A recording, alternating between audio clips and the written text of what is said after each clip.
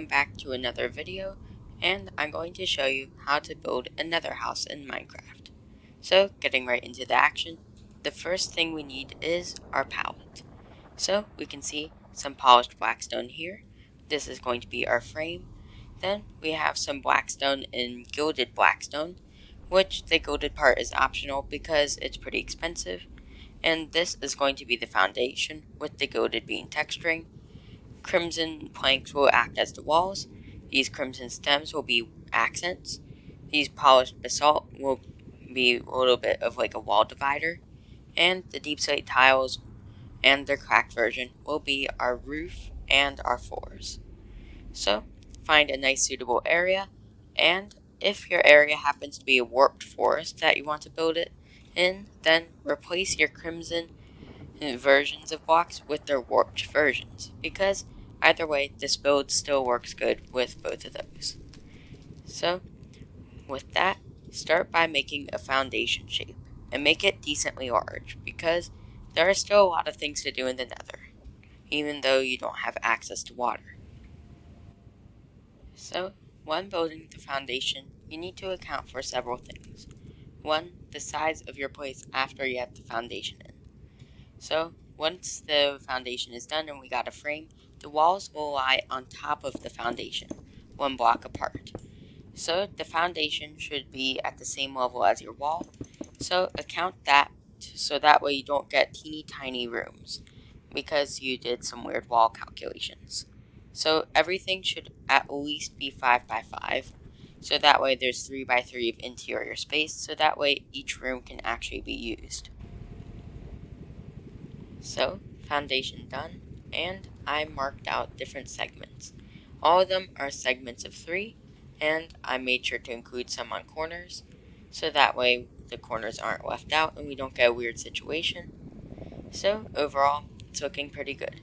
In the back, because we have an even amount of blocks, which isn't preferable, but now we can use double doors, we have a segment of 4, which isn't bad. We can still make that work. So, now that we have that, what we want to do is put blocks of quartz, which I had to add to the palette because I actually just didn't account for an accent in this situation. And we want to put them on top of these podiums. And if it creeps up on a wall like there, it might be a little difficult to build on it. So you could just chop down pieces of the wall, but it should not be too much of an issue. Now that we have that, surround each one and then put some stairs on it to make these little bubbles. So, like this, and just repeatedly do that, and now we have a pretty nice foundation. With the foundation finished, it's now time to do the staircase going into the house. So, what we want to do with this is find the middle, it's 2 blocks here, and we want to progressively go down with a 2.5 thick staircase, or I really need to just measure it, but you want to have a block surrounded by 2 slabs, stairs. So that way, the foundation and the actual stair part are separate. So kind of like this, and then you layer some deep slate tiled stairs on it. So do that, and now you have a nice staircase. Don't forget to texture the foundation with gilded blackstone if you have enough, because you can get a decent amount of bastions to drop some, surprisingly. So 1 or 2 bastions will get you enough to do a lot. So I've added a staircase and just a couple of things here. A little bit of a divider, potentially for landscaping things later, or an underground section. And what we want to do now is make an entrance. So something simple like this. But remember, this is actually on the same layer as the wall, so you have to be a bit careful. So an easier thing to do would just be filling in the walls now. Because we know where the wall level is going to be, since this is the floor, we can just fill in this place with tiles. And then we want to do the wall. So fill in the ground floor with tiles, and start designating areas for the walls with little pillars like this. And so that way, you can place a wall there without intersecting anything. Once you have these walls in, you can probably start noticing an issue with my place of choice. and that's the ceiling. So, fortunately, removing a ceiling that is impeding your builds is pretty easy. And if your place is just too tall, then, you know, then you can just remove a little bit of ceiling and go underground, which is precisely what I'm going to do. So, if you're having troubles with the ceiling, just to mine it out, it's pretty easy if you have efficiency 2 and a diamond pickaxe, preferably with unbreaking. But what we want to do now is start making our walls. So, a very simple design that I use basically for every single video. 3 logs on bottom, and then a little window hole here, and of course surrounded by crimson planks. So, using that design, just go around and repeatedly do it, and it doesn't matter what the blocks are right here because no one will see that unless someone's griefing your build. So, not of concern. So, get your walls ready, fill them in, and if there's a giant ceiling in the way, start mining it out. So, a little bit of change of pace. We want to analyze something about overworld builds that we can apply to nether builds. So, we can see we have a path here. We want to do that. And we have very similar designs just in the nether. So, we need to make some way to make it distinct so that way it's actually useful. So, of course, having netherwort farms is useful, but think about things you can only do in the nether. So, it's wise to make a hoglin farm and a piglin bartering station. So that way, it's not just a carbon copy of your current house, just with different colors.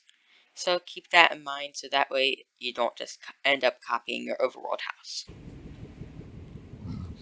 So, got all these things done, the texturing, the floors, the walls, and I haven't added windows yet, but the more important thing is adding a roof. So, what we want to do is start on one side, and this is going to seem pretty similar if you've watched my beginner house tutorial, mainly because this build is kind of like just another version of it, but with better things. So, we want to have this long line, goes one block over, and we want it to go upwards. So, we're going to go upwards, and pretty simple. And once we reach the middle, we want to place a block, a slab, and go right back down. So, relatively simple things.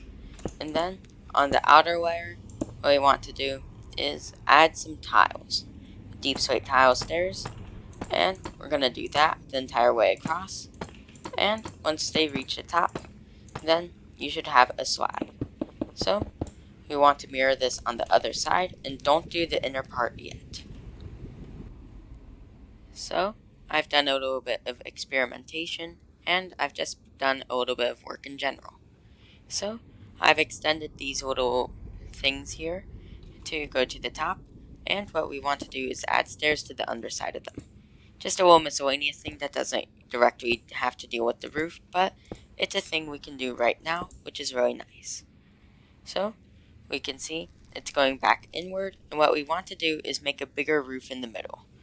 So, right here, we have just a little tower going up, and we want to go upwards to the middle. And once we reach the 2-block middle, we create a support beam across, and then we do the tiles again. So you can do the inner part, and you can do this middle thing, so the inner parts can be done. So it's a little bit complicated, and I definitely did not word it correctly, but you still probably get the general idea. And if you don't, just, skip 10 seconds. So we have 3 roofs on this roof. We have 2 smaller roofs and then 1 bigger but more compact central roof. So, we have a pretty menacing looking structure, although using the other design that I was showing from the beginner house could be better. Of course, I'm not trying to copy that because I'm already doing a rerun of a tutorial because I've actually made one of these before. So, we now have a nice roof, and I have this little miniature roof structure inside so that way we have like a little bit more depth.